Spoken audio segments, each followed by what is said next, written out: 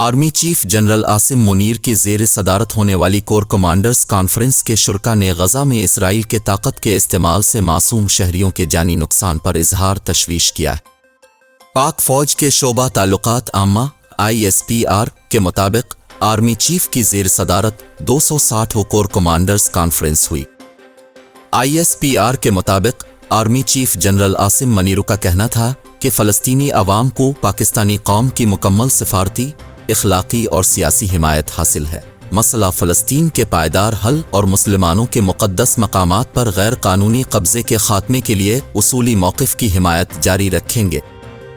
ISPR کے مطابق forum نے غزہ میں اسرائیل کے طاقت کے استعمال سے معصوم شہریوں کے جانی نقصان پر اظہار تشویش کیا۔ اس کے علاوہ آرمی چیف نے پاکستان سے غیر قانونی تارکین وطن کی باعزت اور محفوظ واپسی یقینی بنانے کی ہدایت کی۔ فورم نے غیر قانونی معاشی سرگرمیوں کے خلاف جاری کارروائیوں کا بھی جائزہ لیا۔ شرکاء کا کہنا تھا کہ حکومت کے معیشت کی بحالی کے اقدامات میں ہر ممکن معاونت فراہم کی جائے گی۔ آرمی چیف کا کہنا تھا کہ ذخیرہ اندوزی، اسمگلنگ مافیا اور کارٹلز کے خلاف کارروائیوں کو مزید تقویت دی جائے گی۔ کارروائیوں سے معاشی سرگرمیوں کو منفی اثرات سے نجات دلائی جا سکے گی۔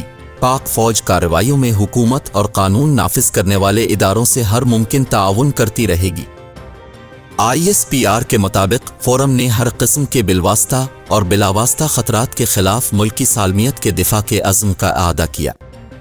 شرکاء کا کہنا تھا کہ دشمن قوتوں کے اشارے پر کام کرنے والے تمام دہشت گردوں سے ریاست مکمل طاقت کے ساتھ نمٹے گی۔